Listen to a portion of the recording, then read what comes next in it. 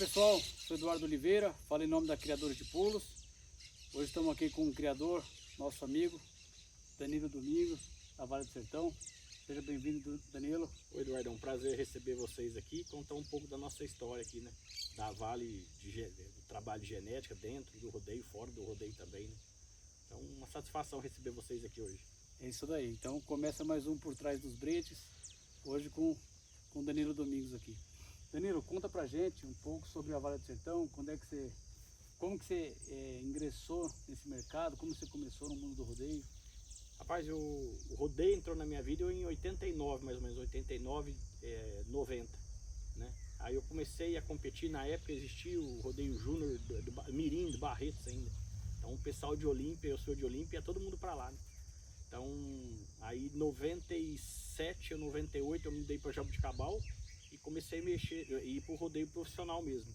99 eu fui para o Mato Grosso e ali sim eu comecei a montar em boi mesmo, sabe? Comecei a me dedicar no rodeio de touro, mas sempre fazendo faculdade, trabalhando, então era uma coisa que eu gostava, mas não conseguia me dedicar 100%, sabe?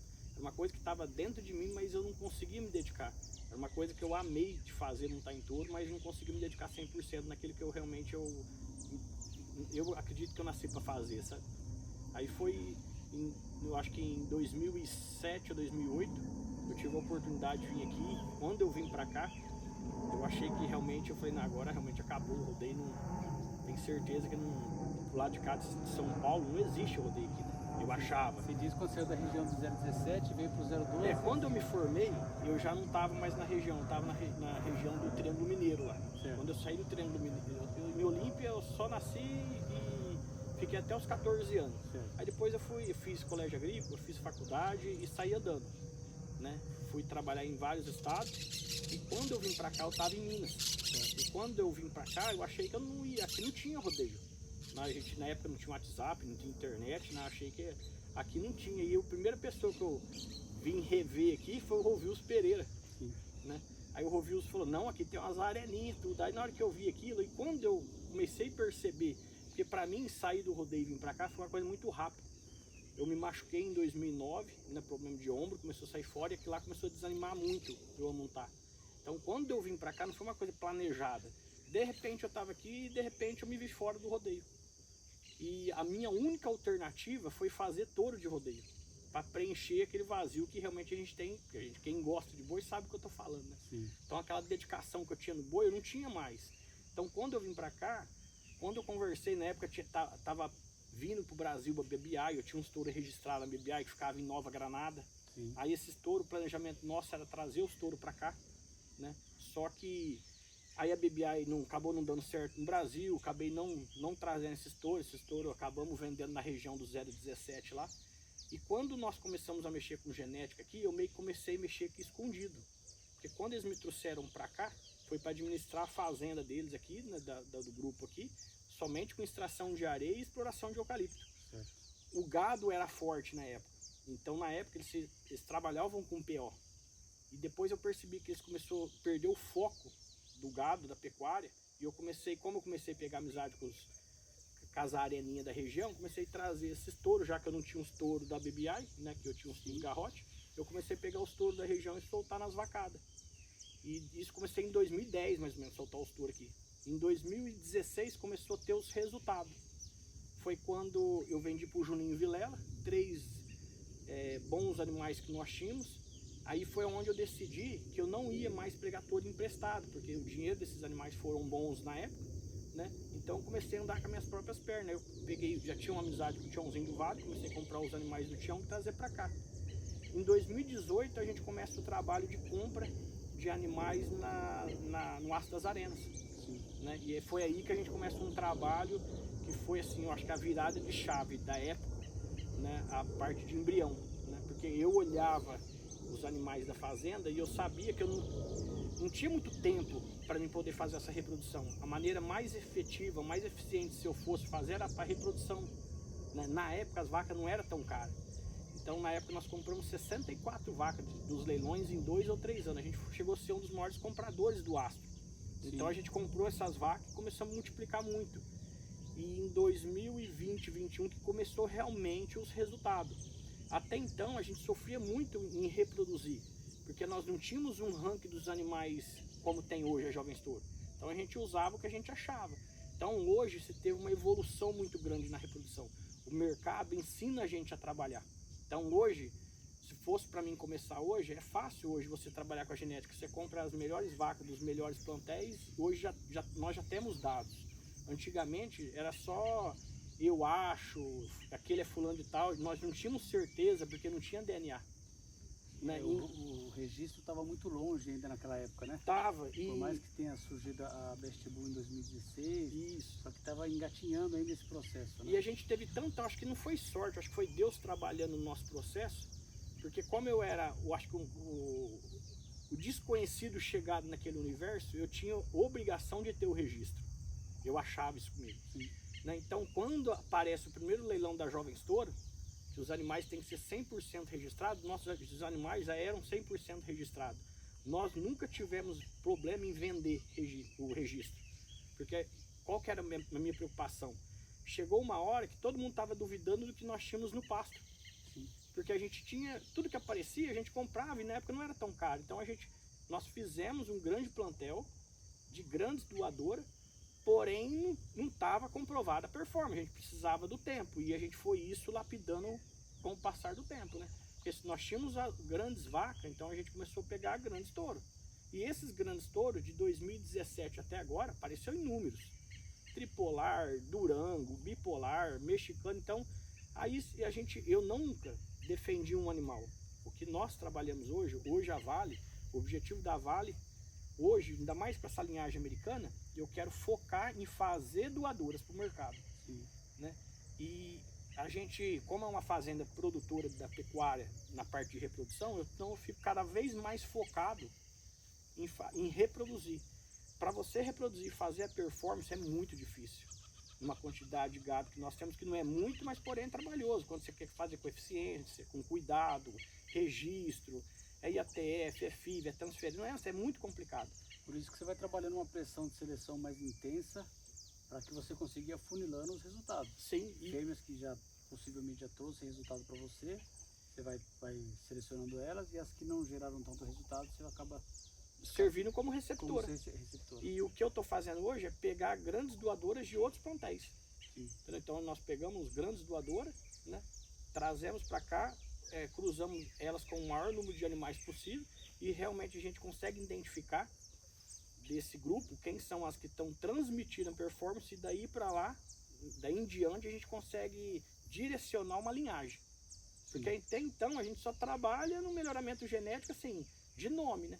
Mas eu acredito que 2023 para cá a gente já está mais selecionando assim, animais de performance, né? Porque nem sempre a performance está no rótulo.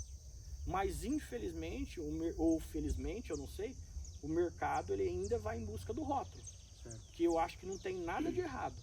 Entendeu? Porque do mesmo jeito que saíram grandes animais dos animais do meio, os grandes animais de ponta também vão produzir. Exemplo disso é o bipolar, o B9, que era um touro de baixo. Né? Então acho que hoje todo mundo tem que usar o que está dentro do seu recurso. Se você não tem condições de usar um touro de nome, usa um de nome mais inferior. Hoje, com a genética, com o sêmen, os grandes touros ficou mais fáceis da gente fazer na reprodução. Porque os grandes touros, a nível nacional, até mesmo internacional, está muito acessível a todo mundo, desde que todo mundo tenha condições de comprar uma paleta de sêmen. Então está mais acessível. Eu acho que as pessoas hoje está mais fácil de acertar. Hoje, qual que seria a dica que você poderia dar para quem está iniciando, né? A Vale Sertão, por mais que tenha começado, vamos dizer, em 2010, que você falou, não foi isso? Então já vem numa carreira aí acredito eu, que de erros e acertos, e veio tendo essa pressão de seleção, passou por todo esse processo e hoje entende muito mais do que trouxe resultado, do que não trouxe resultado. E hoje você tem um volume de gado muito mais selecionado do que 15 anos atrás, vamos dizer assim.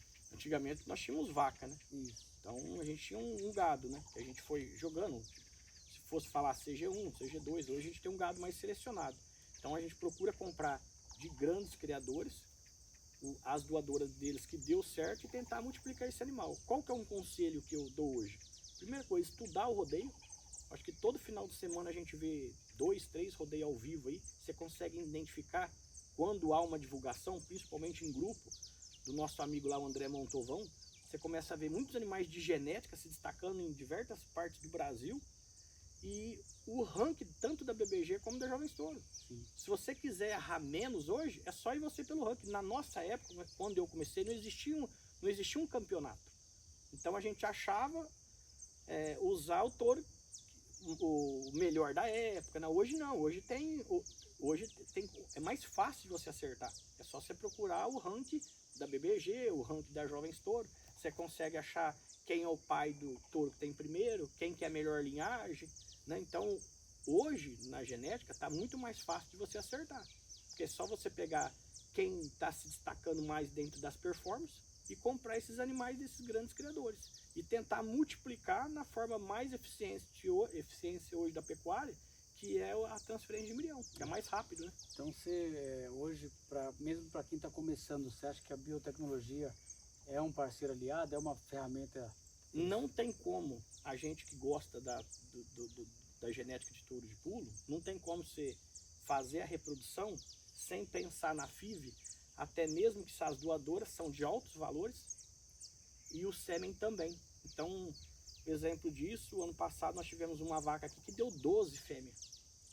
Entendeu? Então a gente não ia conseguir isso se não fosse na transferência, porque se fosse monta natural, ela nem cria, ela dá. Ela tem uma retenção de líquido dentro do útero dela, ela não é nem fértil. Sim. Mas ela produz os zoócitos. Você consegue transferir nas receptoras e propagar a linhagem dela. Isso, então o ano passado nós fizemos, foram, se eu não me engano, 13 produtos dela. 13 produtos dela com 2 touros diferentes. Ela foi vendida para o Tércio, né, que é a mutante. Sim. Do que até foi bem vendido os animais dela lá. E agora, se eu não me engano, esse mês agora, esse ano de janeiro, a gente transferiu, acho que foi 15 embrião dela. E as filhas dela, você chegou a fazer algum trabalho reprodutivo, alguma avaliação? Não, ainda não. O primeiro produto dela que eu tenho é com o mexicano, deu uma excelente performance, só que as bezerras dela com o Durango estão tudo no pé das vacas. Certo. Né, que é o que você viu hoje lá, então a gente não tem um trabalho de... Mas como é uma quantidade grande de fêmea, são 10 fêmeas, mais uma eu já vendi para o Adriano Salgado, e ficou 9. Então, eu acredito que grande parte dessas daí vão ser doadoras nossas. Assim. Então, hoje no mercado, nós temos Durango tripolar. Sabe? Eu acho que a gente tem que focar, eu acho que a linhagem americana ela veio para ajudar demais. Só que a gente tem que ter as doadoras da altura dessa qualidade de sêmen, né? Então eu tô vendo muita gente trazendo grandes touros, né? Só que às vezes nem todo mundo tem condições de ter a doadora do mesmo nível do que o macho, né? Entendi. Então eu acredito que só que tem no Brasil, temos muitos criadores que têm uma excelente linhagem. Produzir genética, eu acho que grande parte de nós produzimos. Agora linhagem pouca gente tem. Linhagem que transmite mesmo. Você acha que o rodeio brasileiro hoje está partindo para um rumo onde que vai selecionar, vai ter somente touros de linhagem de outros touros de rodeio? É natural. Não, é natural. A genética não tem como você voltar atrás. Para quem não acredita na genética, todo mundo vai acreditar que o que pula é um cruzado. E o que nós fazemos da genética é dar nome ao cruzado, ponto. Todo mundo, até mesmo quem não acredita na genética, sabe que quem pula é o cruzado. Se você pegar 94, 95, 96, saía a Febre do Limousin, Kianino, Marquinhos Giana, Canchim, Cimental. Então o que acontecia? Esses grandes fazendeiros do Centro-Oeste compravam os touros, soltavam na vacada, 4 anos depois estava aquele monte de carinha branca no rodeio. Isso era natural.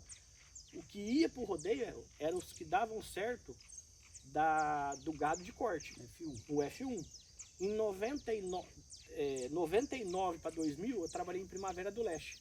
E eu trabalhei numa fazenda que a gente fazia o POC com caracu. E lá era 5 mil vacas de cria, a mulher queria transformar para 5 mil vacas caracu. E a primeira coisa que a gente descartava era a índole de brava.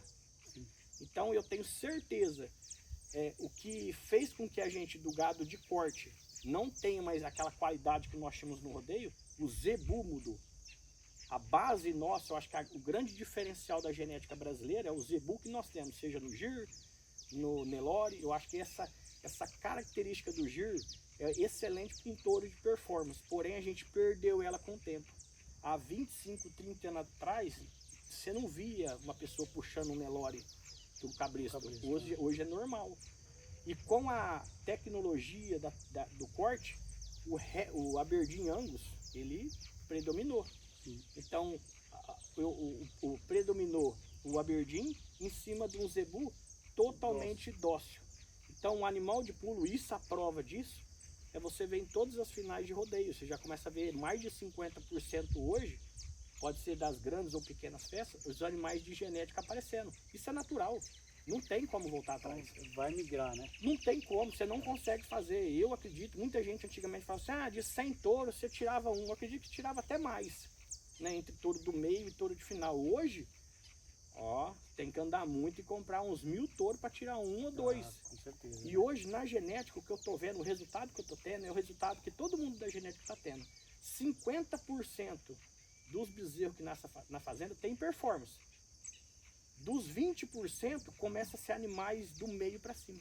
Sim. Aí o que vai ser um melhor que o outro é um trabalho de nutrição, manejo. Que é o que a gente fala de ambiente, né? Ambiente. Genética e ambiente andando lado a lado. E a nutrição, é o tripé. Porque não adianta você ter uma excelente linhagem, uma excelente genética trabalhando dentro da propriedade, porém às vezes está tendo um manejo errôneo, um manejo errado. Manejo que eu digo é não só dentro da arena, mas também manejo nutricional, Sim. manejo de sanitário. Então, assim, esse ambiente tem que andar lado a lado. Lado a lado. E eu tô vendo que, para mim ser eficiente dentro da reprodução, sendo que o nosso foco da Vale do Sertão não é o rodeio, eu tô querendo vender cada vez mais animais mais cedo. Por quê? Para ter esse ambiente na casa de quem realmente cria. Já adaptado. Eu tô sentindo que tem muita gente querendo comprar a vaca para reproduzir e fazer o touro de performance. Só que muita gente vai ficar pelo meio do caminho, porque reproduzir não é fácil, né? Muita coisa acontece. Então hoje eu estou cada vez mais convencido, porque todo ano eu acho que o mercado vai mudando, né? Porque ele está crescendo muito rápido. Eu vejo que é só a gente olhar os leilões. Antigamente era 3, 4 leilões por ano, um leilão por ano era. Aí começou para 4, hoje estamos se falando em 20, 30 leilão no ano. E a tendência é melhorar, porque como o negócio é muito lucrativo.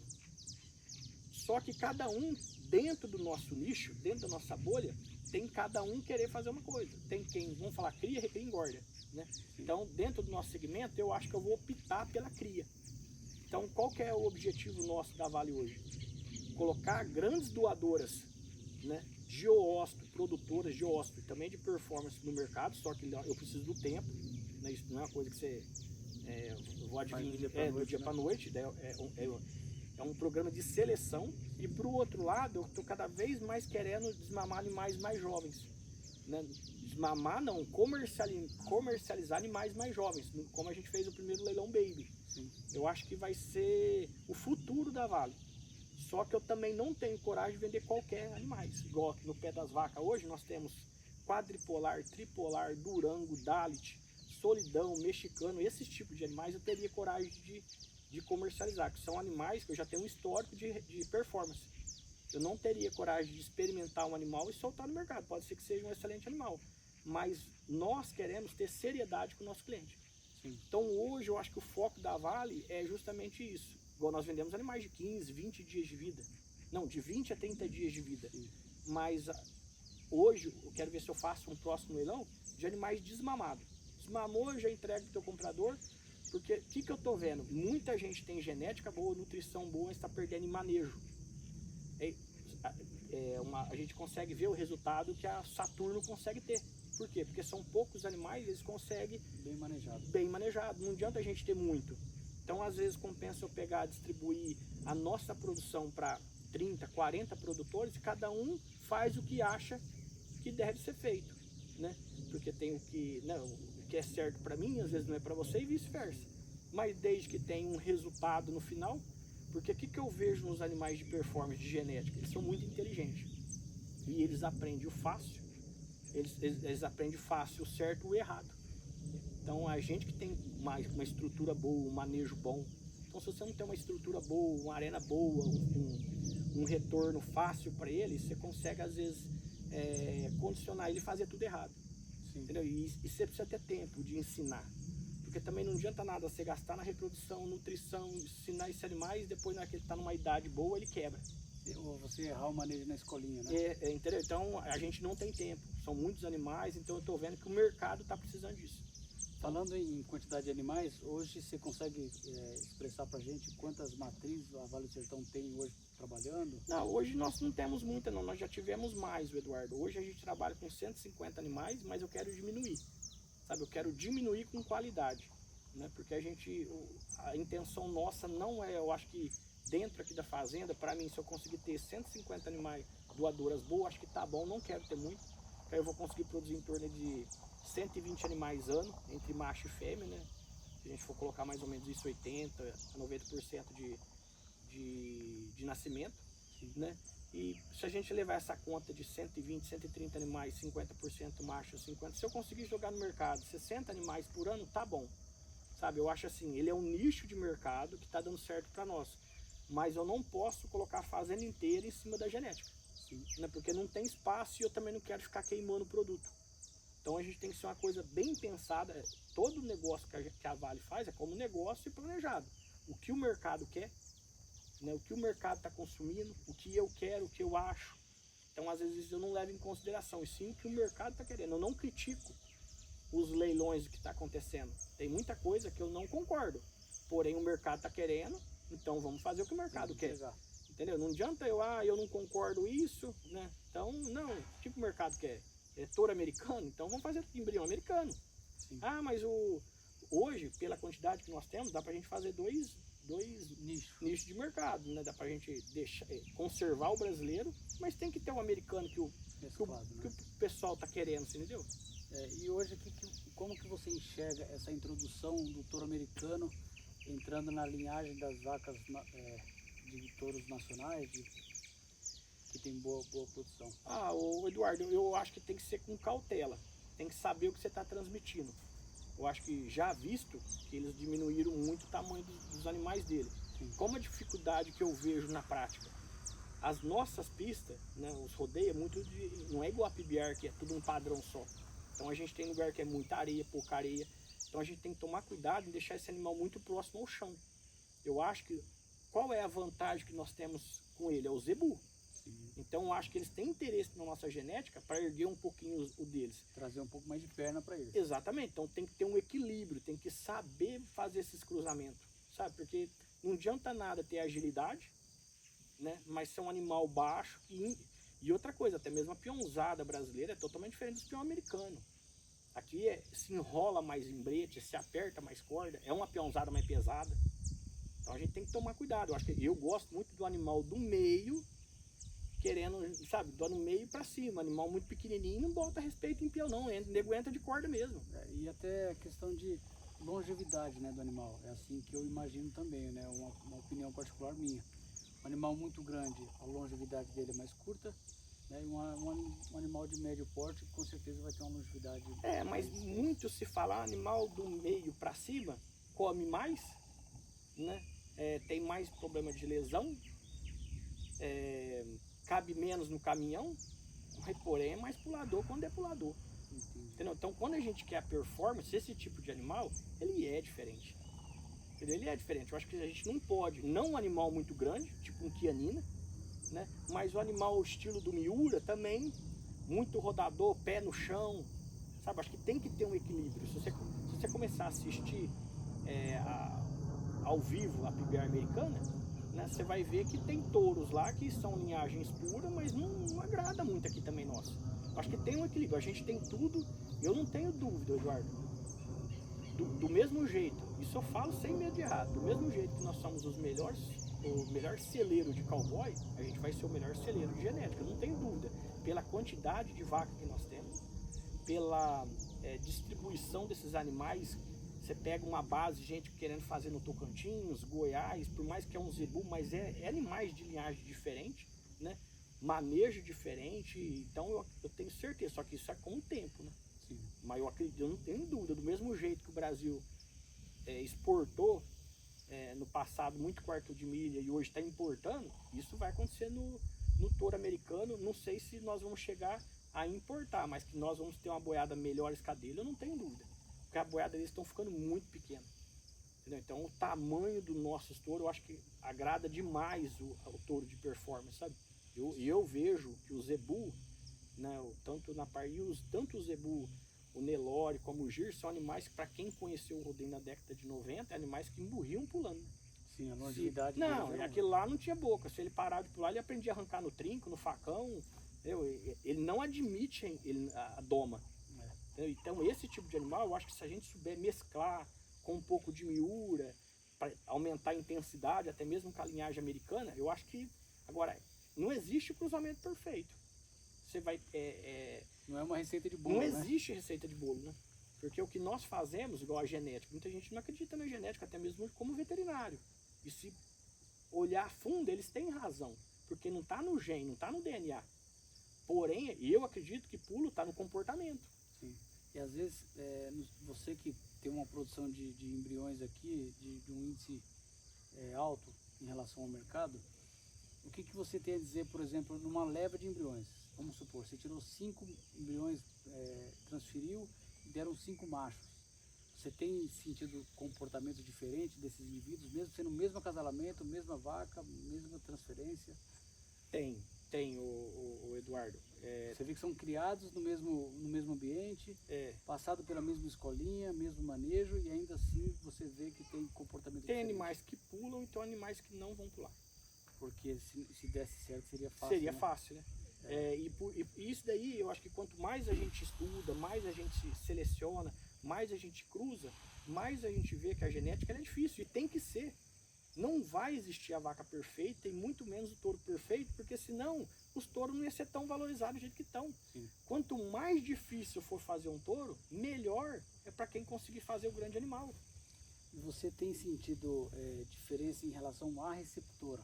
Por exemplo, essa receptora, além de ser uma ótima índole materna, você acha que ela interfere um pouco na criação do bezerro, da bezerra? Ô Eduardo, isso eu posso falar porque já faz uns 6 anos que a gente vem fazendo. Quando a gente vem falar em ambiente, tem animais que a genética dele é tão forte do pai e da mãe que não importa quem que tá no pé, quem que é a mãe dele como receptora, ele tem o instinto dele. Você chega, ele sai da vaca, ele some.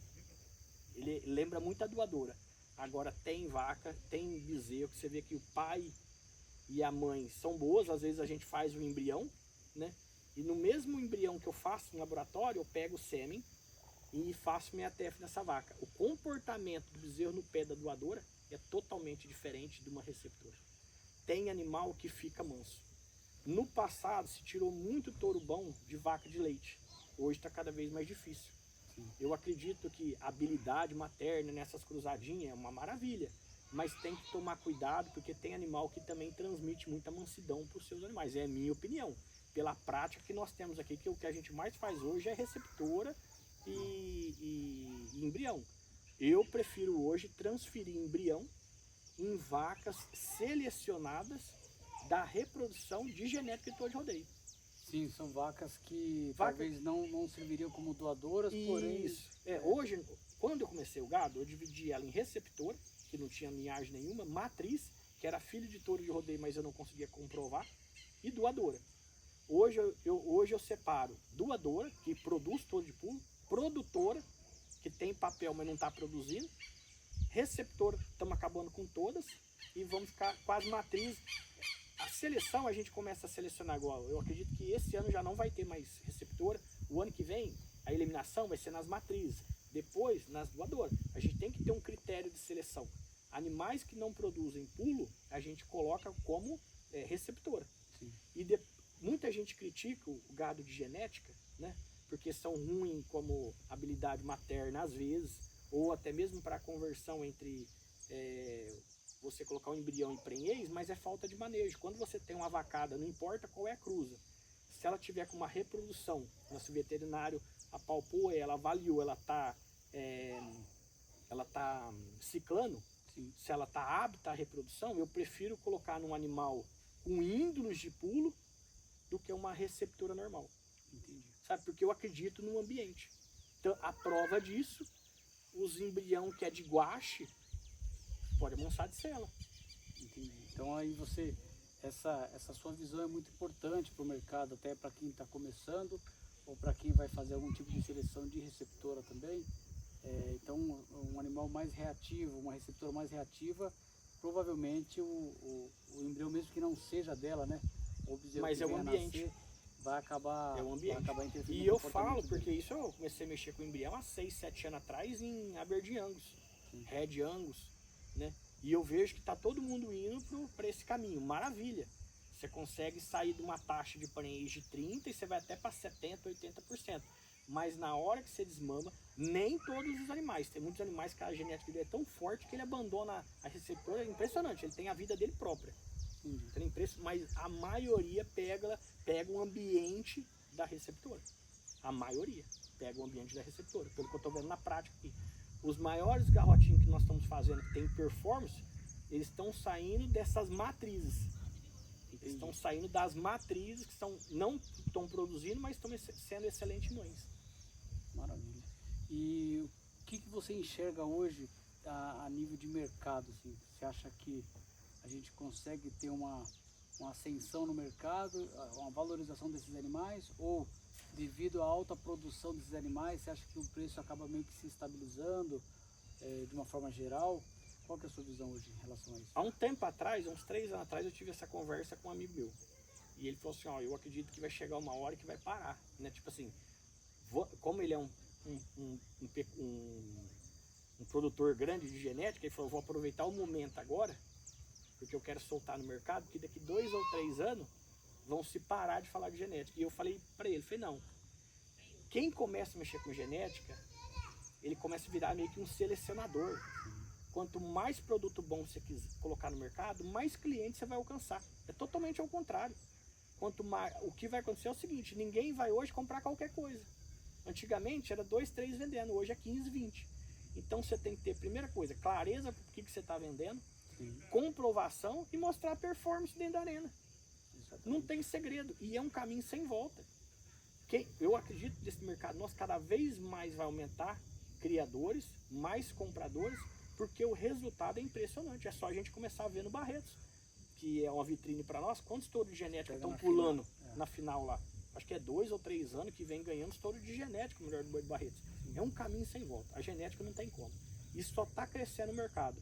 Agora vai dar seriedade de cada criador. Até mesmo o campeonato americano, né? Se for fazer uma seleção hoje, você vê o quanto tem de touros já de linhagem de melhoramento genético. Eu arriscaria falar até que 100%. Eu acredito que hoje lá é 100%. Hoje eu acredito que é 100%. 100% dos animais é de melhoramento genético. É que não dá tempo. É como nós aqui hoje, a gente está começando a mexer com um pouco de corte, você fica sem graça de mexer, sabe?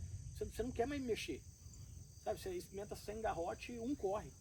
Não pula mais, é impressionante. Agora, o que acontece quando você começa a ter uma seleção?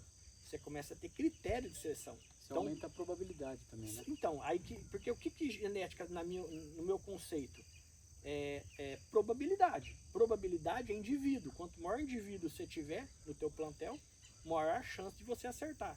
Então, hoje, pode ser que eu segure um animal de 42. Daqui 5 anos, pode ser que eu segure um animal de 44, 45. É como leite. Você tem que ter um critério de seleção. Tem que ter uma base e partir de algum ponto, Isso. Né? Parte do ponto da melhor opção que você tem hoje. Sim. E dali você vai... Igual, como eu cheguei numa quantidade de animais que eu acho que é o ideal para a fazenda e eu preciso selecionar, meu próximo passo hoje é selecionar animais, as fêmeas que pulam. Porque eu tenho que ter um critério de seleção. Porque existe diferença entre colecionador, né, e selecionador. Eu tenho que selecionar, não posso colecionar, não estou colecionando. Eu não quero colecionar CG5, pura, PO, não. Eu prefiro ter uma CGD que produz do que uma CG5 que não produz nada, mas o mercado tem que ver isso. E nós, como criador, a gente tem que mostrar isso dentro das arenas. Então, cada criador tem que defender a sua linhagem, não criticar o que o mercado está fazendo, e sim mostrar para o mercado. Exatamente. E hoje está muito mais fácil, é muita prova, Eduardo. Né? Muita prova, é BBG virtual, então cada um mostrando o seu produto, e eu, como criador, sei o tanto que é difícil fazer um animal do meio. Sim. Do meio, é difícil. Então, por mais que a gente seleciona, eu sei a dificuldade que eu tenho, então eu procuro pegar o que cada um tem de melhor, colocar dentro dessa fêmea Nem sempre a gente acerta nos machos, mas se não acerta também não multiplico mais. E assim, agora eu preciso do tempo. É 9 meses a gestação, mais 2 anos para experimentar o animal. Então, Desmama, né? é demorado, sabe? Mas é um caminho que depois que você começa a selecionar, hoje o mercado, hoje, esse ano, eu acredito que eu fiz IATF de 12 touros diferentes. Então o leque que você abre que o mercado tem hoje é muito grande. Hoje a Vale do Sertão tem trabalhado algum touro de linhagem americana ou ainda não? Não, eu acredito que esse mês agora vai ser a primeira vez que eu vou selecionar, vamos falar assim, 100% das nossas linhagens. Nós experimentamos mês passado uma 60 doadora nascida na fazenda, todas de embrião, e dentro dessas 60 e poucas, 14 que você viu hoje foi selecionado. Dentro dessas 14, agora eu vou colocar elas para o mercado como doadora. Por isso que eu quero fazer uma avaliação reprodutiva e segurar os zoócitos dela, os embriões dela, com linhagem americana. Então, nós já temos animais CG5 indo para CG6. Essas, graças a Deus, estão produzindo. Vem de linhagem bipolar, Durango. Eu tive muita sorte, fui acasalando os animais certos, com performance. Então essa eu quero manter elas nas linhagens mais conhecidas, porque nada é brasileiro. Sim. Nós temos o taurino, o miura, né? Então muita gente... Nada é nosso, nem o zebu é nosso. Né? Mas falando assim, eu quero deixar essa linhagem mais puxada para nós e tem que ir pro americano, não tem como. Tá todo mundo produzindo, agora vamos ver daqui 5 anos como que vai ser, né? Até essa era a pergunta que eu ia te fazer. Como que se enxerga o mercado daqui 5 anos? Posso falar com você? Eu acredito que... Primeira coisa, eu acredito em Deus. Eu acho que esse mercado nosso, se Deus não... Você pode ter a melhor genética do mundo. Se o Zezinho lá tirar leite, Deus falou, vai nascer um acesso negado no curral dele, você esquece. Entendeu? Então eu acredito que vai ter muito esses animais, né? Cada vez mais vai ficar mais difícil de ser esses animais de curral normal. Porém, a seleção ela é natural. Ela é natural, entendeu? Agora, eu acredito, eu quero ver isso, né? Os 10 melhores animais dentro da Jovem Estouro, dentro da BBG, quem são as linhagens americanas. Não adianta a gente criticar. É só a gente ver o que está acontecendo dentro da Jovem Estouro. Hoje a gente vê, para mim, meu espelho hoje é a Jovem Estouro. Você vai lá, você vê grandes animais do Juliano Domingos, do Fernando Alves, disputando com Tripolar, com Durango, linhagem americana. Quer dizer, eles estão mostrando o que nós queremos. É pulo. Já, né? O que nós queremos é o resultado, independente se é brasileiro, se não é. A gente vê muita gente criticando a linhagem. Papai, nem o zebu é da Índia. O cimental é da Europa. Tem o outro que é taurino. O miura vem da Espanha. Então vamos trazer mais um do americano. Pelo que eu vejo assim, é o quê? É o touro, né, que tá lá fora, porém ele teve uma pressão de seleção muito antes do que a nossa brasileira. Por Sim. isso que tem tido carga genética com resultados. Com certeza. Então eu acho que hoje o touro de rodeio, independente se ele é nacional, se é importado, isso não é questão de ser taurino ou zebuíno. Questão de lá fora fizeram uma pressão de seleção muito mais tempo que a gente aqui, porém a gente também tem um volume bom de gado, Sim. uma qualidade boa. A gente só está dando esse pulo agora e tentando mesclar essas linhagens e talvez trazer um bom resultado que é esse meio sangue. E o que eu vejo na prática? Nós temos touro que arruma vaca e vaca que arruma touro. Exatamente. O que eles fizeram há 50 anos atrás, eles descobriram muito mais cedo do que nós quem é os touros que transmite e quem que é as vacas que transmite. E eles vêm cruzando isso há muito mais tempo que nós, de uma forma muito mais lenta. Porque eles não têm esse trabalho de embrião que nós temos aqui. Então, muita gente fala assim, 10 anos, 20 anos, eu não sei falar em anos. Mas eu tenho certeza que nós, pela quantidade de gente cada vez mais crescendo no mercado, é só a gente ver os leilões, cada vez mais cliente novo entrando, eu acredito que a gente vai passar os Estados Unidos, eu não tenho dúvida, em qualidade de pulo. Touro de 45, 46, isso já está acontecendo. Se você colocar a Jovem Estouro, hoje, se você pegar as provas da Jovem Estouro, de quando ela começou e de como ela está hoje, os 10 melhores, os 5 melhores, é nível de colocar em qualquer final da BBI. Sim. Sabe, é touros acima, um acesso negado, do Juliano Domingos, do João Ogier, do Fernando Alves, né? Agora do filho do Tripolar lá, do Juninho Ferreira. Quer dizer, você vê animais de nível nacional para competir com nível mundial. Sim, sim. E isso é o quê? Seleção e manejo, nutrição. Exatamente. Então eu acredito que é um ótimo negócio pensando financeiramente para a fazenda. Sabe, você consegue ter uma receita aí, se você fizer um leilão de 12 meses, 15 meses, 18 meses. O difícil é você tem que plantar. Tudo na vida é assim. Você planta, depois você colhe, depois você torna a plantar. Entendeu? É como plantar qualquer coisa hoje. Sim. Hoje a gente colhe o eucalipto, então a gente plantou há 7 anos atrás. Depois a gente vai colher depois de 5 anos. Então tudo na vida é assim. Primeiro você planta, rega, cuida e depois você colhe. Então a genética é plantar todo dia, você colher todo dia. E hoje você acha que você está colhendo bons frutos do que você vem plantando há muito tempo? Eu me comparo muito a um produtor de leite. Eu sei que eu estava tirando umas por 8 litros, hoje eu estou tirando 15 e eu sei que meu vizinho tira 45. Não estou preocupado com o que o meu vizinho, com o que o meu concorrente faz, se ele tem boi de 45, 46. Dentro da minha realidade, eu vejo uma performance, uma evolução muito grande. O que eu faço é ter humildade de ir lá e comprar o que você tem de melhor, o que eu tenho de melhor e trazer para cá e multiplicar. Exato. É isso que eu estou fazendo. Eu acho que isso vale essa dica até para outros grandes criadores também, né? Você vê eles trabalhando muito dentro da sua linhagem, dentro de casa, que eu acho que é um bom trabalho também. Porém, quando ele traz sangue novo em seu criatório, através dos leilões que estão acontecendo, quando ele consegue incorporar esse novo sangue na sua linhagem, tenho certeza que agrega muito no criatório dele. Olha, se você pegar os 10 melhores criadores de 5 anos atrás, eles não são os 10 melhores de agora.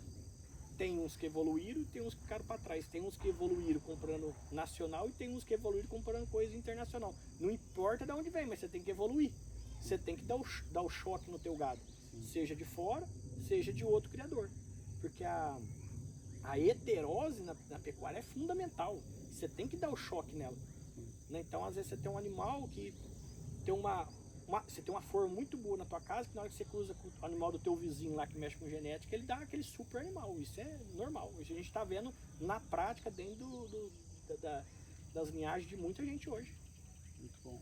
Danilo, a gente fez um leilão em dezembro de 2024. Se você puder falar um pouco do resultado, o que você achou desse leilão, qual seria a sua perspectiva de um próximo, o que você tem a dizer sobre isso? Eu acredito nesse leilão Baby cada vez mais crescente, porém muito menos gente tem coragem de fazer. Porque quem compra os animais, eu vejo como 2 perfis. Ou ele quer produzir para ele, né, ou ele quer produzir para o mercado.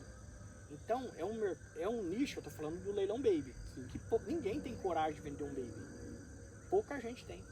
Porque ou ele, como é um mercado pequeno ainda, para muitos criadores, então ele acha que ele vai fazer o touro de 1 milhão, né? Ou ele quer fazer o touro para a boiada dele. Entendeu? Então é um mercado que eu vejo que está faltando investidores. Se as pessoas começarem a focar na reprodução e vender ele baby, eu acho que o mercado tem tudo para crescer. E até mesmo para ajudar os marreteiros de touro. Sim. Porque eles não têm onde rebanhar esses animais. Entendeu? Então, porque tem muita gente também que eu vejo marreteiro de touro comprando vaca. Na hora que eles for ver o trabalho que dá a reprodução, eles vão ver que às vezes se tiver alguém que produz para eles, tudo é mercado. Sim. Eles vão, se tem alguém me produzindo o que eu quero, para que eu vou ficar perdendo tempo e ver se vaca tá parindo, enroscando o bezerro, você vai pegar, não pegou. Eu vou falar com você, que sofrimento é fazer o tal do embrião, velho. É só para quem gosta, ó. Você compra a vaca, você não sabe se vai dar ósseo. É pior que nascer um filho, velho. Aí você pega e manda pro laboratório. Aí você não sabe quantos embrião que vai vir. Aí você protocola as receptoras, você não sabe quantos que vão... Vai ter concepção. Não, quanto vai responder o protocolo. Aí você fica com medo, você vai jogar embrião fora, não se for a fresco. Se for vitrificado também, você vai pro DT, não dá um resultado bom. Aí pegou. Depois de 60 até 90 dias, é normal 10, 12% de reabsorver. Aí na hora que está quase nascendo por 100 embrião, pode enroscar, tem que fazer cesárea. Porque aquele produto não é dela, é de laboratório. Então é muito complicado o embrião, rapaz. Então até chegar a cria, chegar o bezerro, a bezerra, o anovilha que seja, né, o garrote, na mão do comprador. Foi bastante trabalho, bastante trabalho, muita dedicação, muita hora sem dormir. Entendeu? Então eu acho que se tiver alguém que produz, eu tenho certeza que vai ter muita gente querendo comprar. Porque produzir não é fácil. E eu sinto cada um no seu mercado. Eu amo fazenda, que a fazenda é uma fazenda que dá muito trabalho. Negócio, semana a gente vai começar a silagem, eu não tenho tempo para muita coisa. Então, Eu adoraria ir para Jovens Touro, para BBG, eu não consigo ter tempo. As coisas que é muito difícil. Fazenda, para quem vive, mora, toca uma fazenda, é muito complicado. Então acho que se eu ficar só, eu estou satisfeito. Hoje eu vejo os animais que eu vendi para JHI, ATM, Juninho da Gutibus, Taco Paulo, muito. Rapaz, a satisfação minha de ficar dentro de casa. E ver os animais. Igual essa semana tinha touro pulando nosso lá no radar, com o Tião do Vale. Tinha touro nosso pulando na Lagoa Limpa, com a JHI. Rapaz, a minha satisfação era como se eu tivesse me contratado. Sim. Sabe, porque eu falava, rapaz, gostoso, animais que eu curei um umbigo, tá pulando em Lagoa Limpa e tá pulando lá no radar. E se eu fosse tropeiro, olha a logística que eu ia pra ter nesses dois lugares, funcionário, ia ter que ter boiado. Sim. Então acho que assim, a genética ela veio para me completar aquilo que eu amo, que é o touro de pulo. Isso sabe? É sensacional. E para mim não importa se é meu, se é seu, entendeu? Eu gosto de ver um bom animal de pulo. Exatamente. Então um grande animal de pulo não importa onde ele esteja. Para quem conhece, para quem sabe o que é um animal de pulo, é satisfação. Você vê, você levar numa prova e você vê um animal de 46, 46,5, igual você vê esse touro americano voando. Para quem gosta, sabe a dificuldade que é para fazer, pô, é muito prazeroso. Hoje eu falo para você em relação a ter o prazer em trabalhar com aquilo que a gente ama, né? Eu sou, você me conhece muito bem, você sabe que hoje eu vivo aquilo que eu amo, me projetei para isso e sou muito grato a Deus e a todos os criadores que me proporcionam isso hoje. Então, você falar disso, de ter o prazer de ver um animal seu na mão de outro criador, tendo um bom desempenho em campeonato, isso é extremamente satisfatório, não Sim. só para você, como para mim, que eu estou aqui ouvindo isso, e para todo mundo que está nos acompanhando agora. Isso serve até como exemplo, né? Para as pessoas que estão investindo hoje, estão vendo qual que é a dinâmica do negócio, de que forma que eles podem se introduzir no mercado, ou seja, pode ser um bom criador, porém projetar seus animais para esses campeonatos na mão de outros tropeiros também. Sem dúvida, porque até chegar num rodeio é muito caro e um percurso muito longo, entendeu? Então você não consegue fazer sozinho, você tem que ter uma equipe. No meu caso, que a gente faz como negócio, então eu faço aqui, te entrego aqui e você vai para frente. Então para mim é muito satisfatório, igual quando a gente fez nasceu ano passado bastante tripolar Durango, eu não fiquei com nenhum. Eu queria ter ficado, mas o mercado, a gente vendeu um pouco no leilão, depois acabamos vendendo mais por fora, e isso foi muito bom, porque eu vi que o público aceitou muito esses cruzamentos. Eu acho que a Vale está acertando muito nos cruzamentos que nós estamos fazendo, porque eu não estou fazendo o que eu acredito, eu estou fazendo o que o mercado está mostrando que está dando certo. Então eu olho o mercado, vejo que está todo mundo querendo, vou lá e multiplico e solto no mercado. Tá? Falando em multiplicar em mercado, a gente tem uma novidade aí chegando. Danilo, não sei se você quer falar, você quer dar essa honra pro pessoal e falar um pouco sobre o leilão? Próximo, né? Então, estamos preparando, né? Terminamos o leilão nosso em dezembro, já comecei a preparar o outro. Não está muito definida a data, né? A gente vai ter que definir certinho a data, mas eu acredito que eu vou colocar em torno de uns 40 animais. Tava querendo fazer, até tô sendo bem sincero em falar para vocês, eu tava querendo colocar só fêmea agora e fazer um só de tourinho ano que vem, mas pode ser que eu coloque alguma coisa de macho para esse ano, né?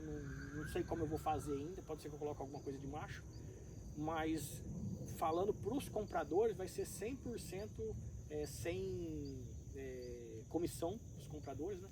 É um privilégio fazendo isso, né? Eu acho que a gente tem que valorizar quem está comprando, né? Então, os nossos animais, só nós, vendedores, vamos pagar a comissão para leiloeira, para criadores de pulo.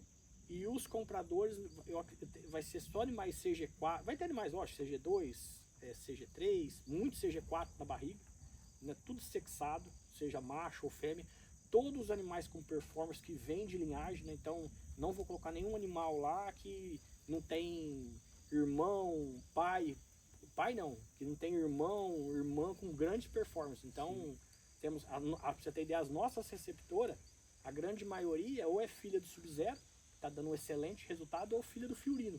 Essas são as nossas receptoras, entendeu? Então eu quero colocar animais bons e quem vai pagar a comissão somos nós, vendedores. E os compradores, um presente dele vai ser 0 de comissão. Então, fique ligado aí. Próximo leilão da Criadores de Pulo, junto com a Vale do Sertão. Vem aí novidades para vocês, linhagens excelentes.